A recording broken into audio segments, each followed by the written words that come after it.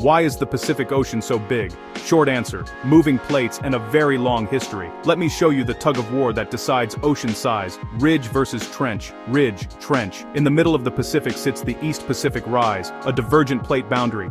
Here, hot mantle material wells up. Magma spills out, cools, and hardens into brand new oceanic crust. That fresh crust pushes older crust away from the ridge, like a conveyor belt rolling in both directions. This is called seafloor spreading. Now go to the edges of the Pacific. Japan, the Philippines, Tonga, the Andes, that's the Ring of Fire. There, the Pacific Plate is shoved down beneath surrounding plates at deep ocean trenches. That process is subduction. Old crust dives back into the mantle and gets recycled.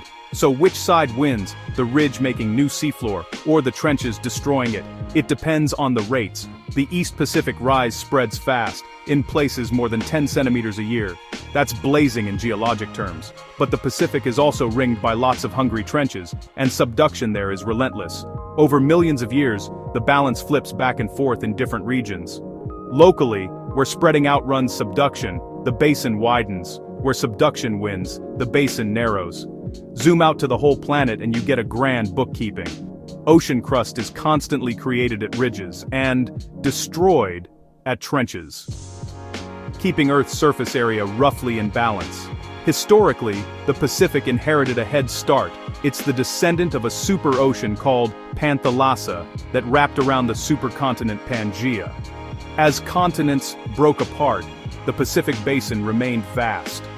Fast spreading at the East Pacific Rise helped it stay big for a long time. But here's the twist. Today, the net trend is that the Pacific is slowly shrinking, while the Atlantic is slowly growing. The Mid-Atlantic Ridge makes new crust, and there are relatively fewer subduction zones chomping it up. In contrast, the Pacific is surrounded by subduction zones that, on balance, recycle crust faster than the ridge creates it. So is the Pacific big by coincidence? Not really. It's big because of deep-time plate motions, where ridges opened, where trenches formed, and how fast each moved. Ridge versus trench is the game. Over millions of years, those tiny yearly motions add up to oceans the size of, well, the Pacific. Next time you see a world map, picture that conveyor belt in the middle and the trenches around the rim. That's the engine that built, and will eventually reshape, the planet's biggest ocean.